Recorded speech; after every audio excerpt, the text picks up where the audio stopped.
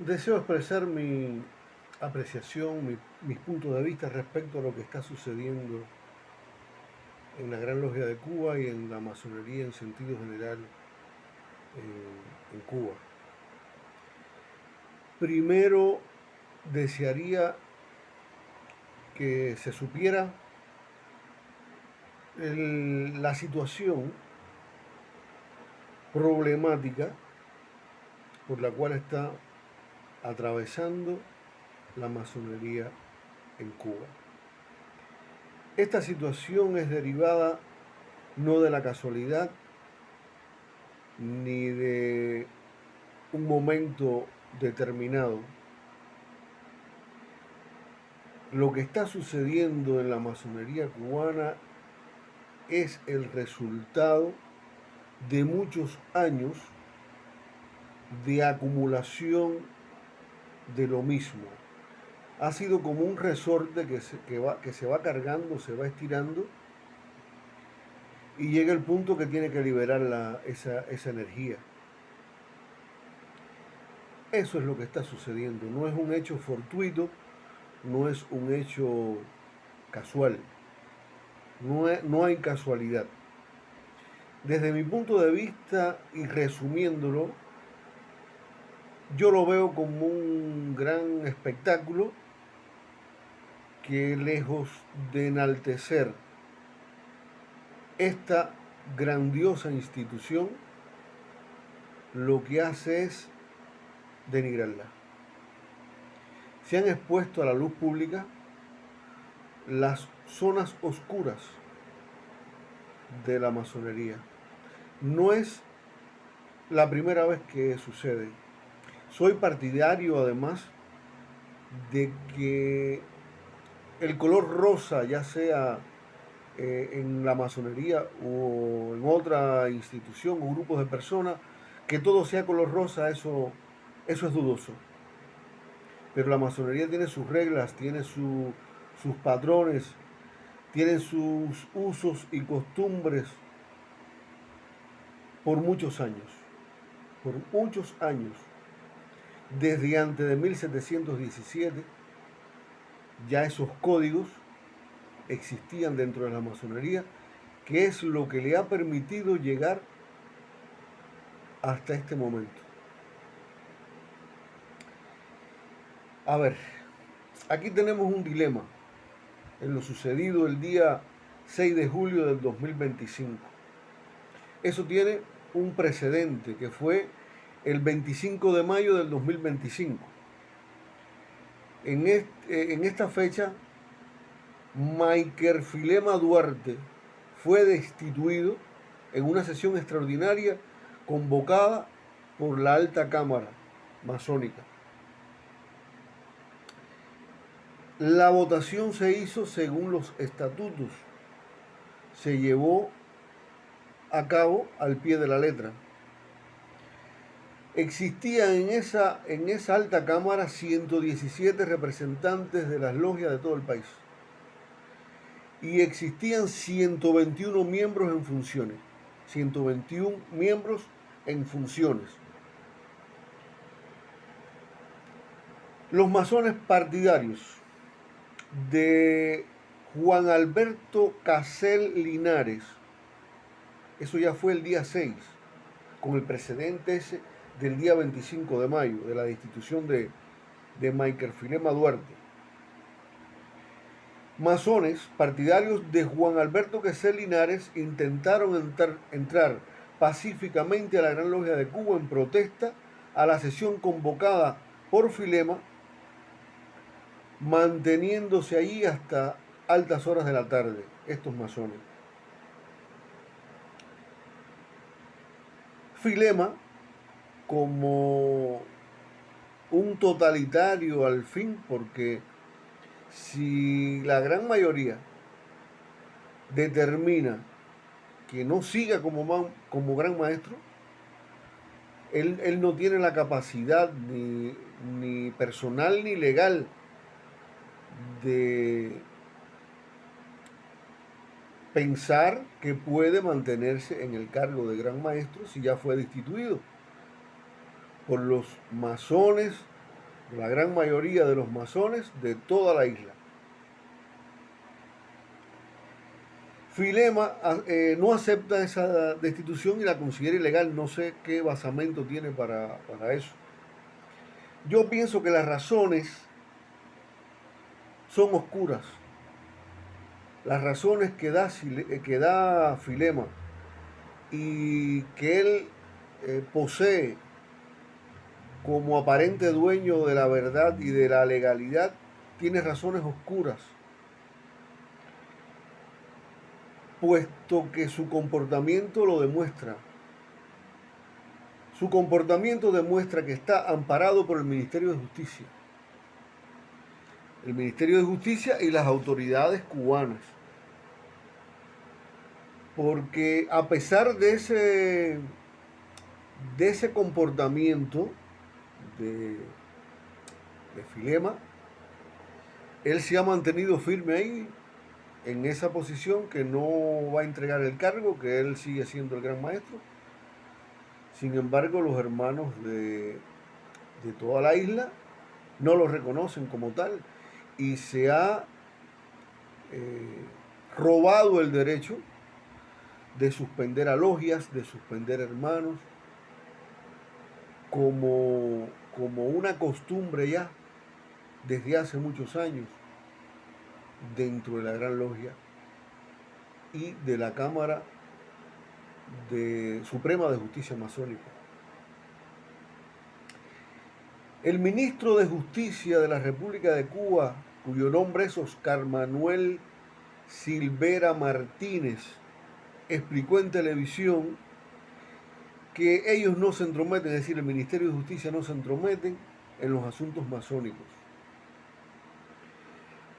No quiero especular, no quiero darle riendas sueltas a la imaginación. Solamente diré dos razones que demuestran que el Ministerio de Justicia mueve un hilo fundamental, yo diría que el hilo principal de la Gran Logia de Cuba y las logias masónicas, en todo el archipiélago, en toda la República de Cuba. La primera razón, un gran maestro, Collera Bento, era el agente Gerardo, le servía al sistema, nada que ver con la masonería. Y el segundo ejemplo que está demostrado es la Ley 54, derivada del artículo 54 de la Constitución. Esto yo lo he dicho en varios escenarios y en varias ocasiones. El artículo 54, alimentado por la Ley 54,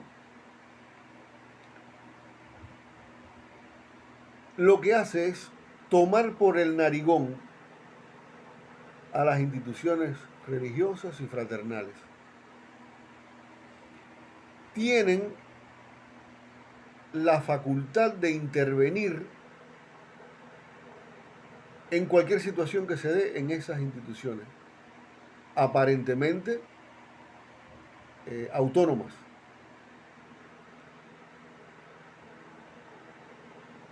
En esta Ley 54 está recogido, en el caso de la masonería, y infiero que el resto de las instituciones sea igual.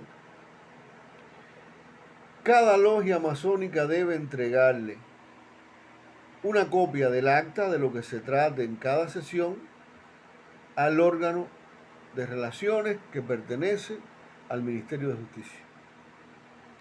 Es decir, lo que se supone que sea discreto, que solamente se trate dentro de la logia, entre la escuadra y el compás, un profano, generalmente profano, que dirige este órgano, le llega toda la información de lo que se habló, de quién lo dijo, qué se trató en cada sesión. Dos razones, pudiera especular muchas más, pudiera especular, pero dos razones probadas: la intromisión en asuntos masónicos de órganos que responden al Estado. El caso de Collaravento, que está demostrado, y el caso de la Ley 54. Dos razones.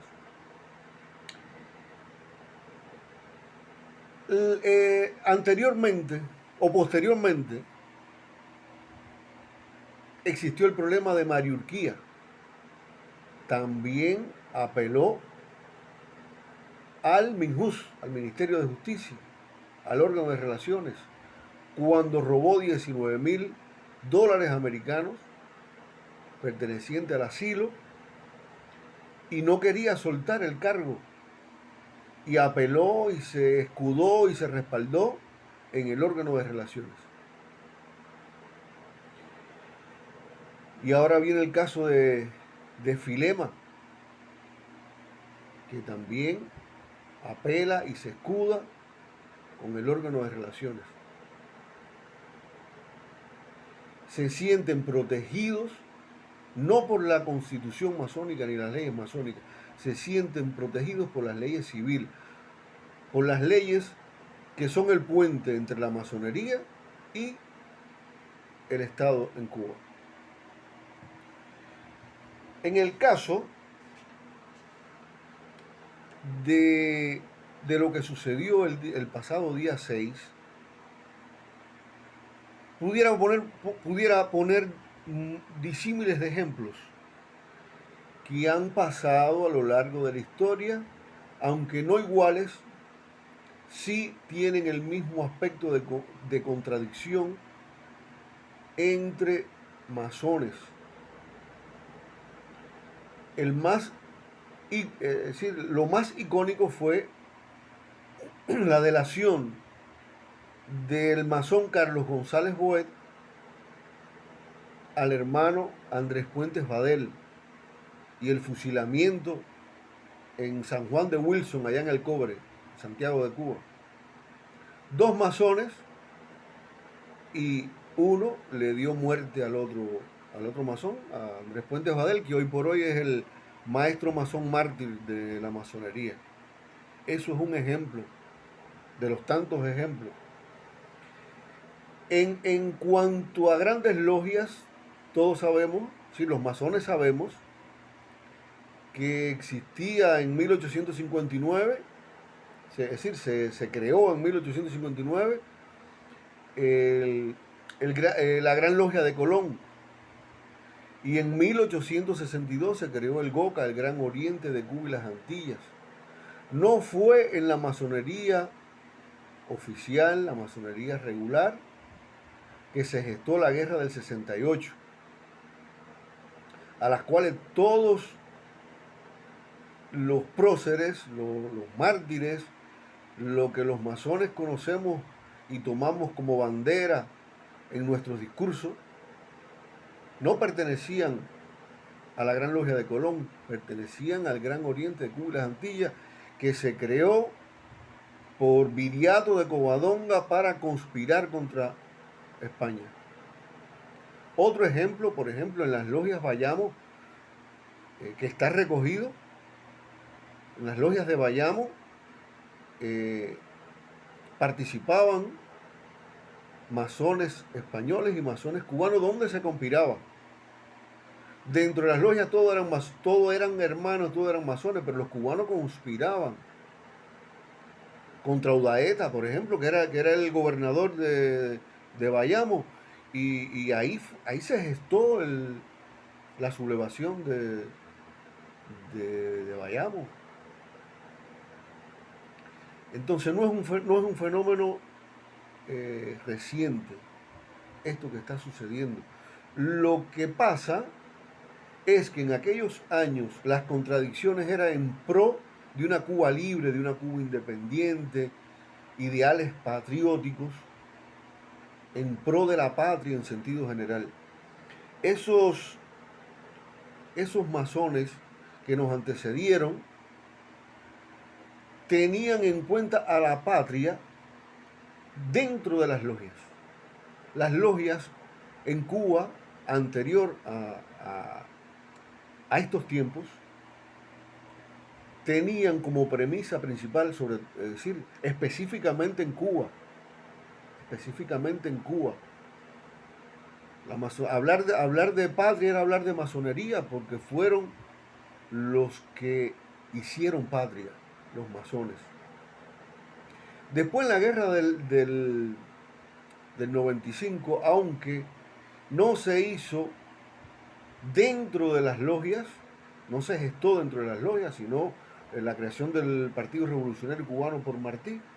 Martí era masón, Martí es masón, demostrado, iniciado en la logia Caballeros Cruzados, aquí en España. Y participó, por ejemplo, en las logias de Nueva York. Martí en el año 1884 discursaba en pro de una Cuba libre dentro de las logias.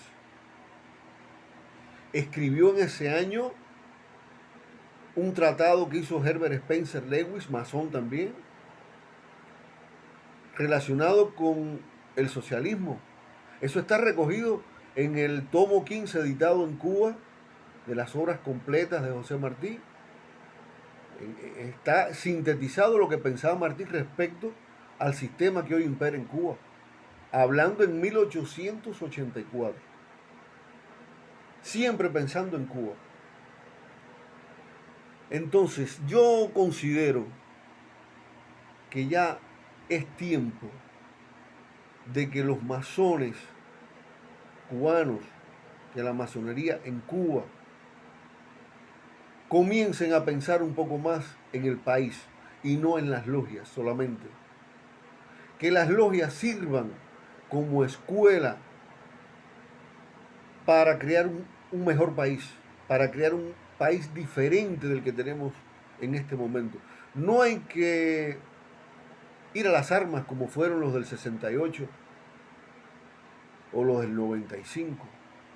La fuerza de la masonería puede estar en la palabra, en aglutinar, en llevar las enseñanzas masónicas al resto de los cubanos.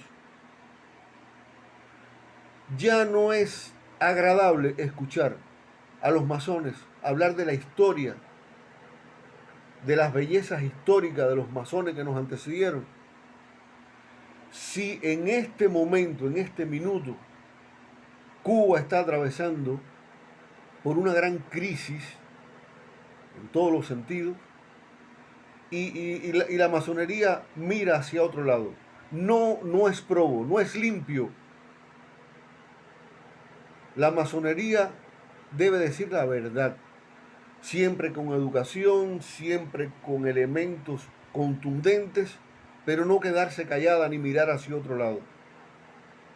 Hay cubanos que están diciendo la verdad, hay cubanos que están sufriendo todos los estragos que acarrean el decir la verdad en Cuba, y sin embargo la masonería mantiene su vista hacia otro lado. Se centra en problemáticas masónicas, cuando la principal problemática masónica en este minuto debe ser Cuba. Decir la verdad, ser probo en el comportamiento, ponerse al lado del necesitado, ayudar al que lo necesita, con las fuerzas que se tengan, pero no mirar al costado, no mirar al lado.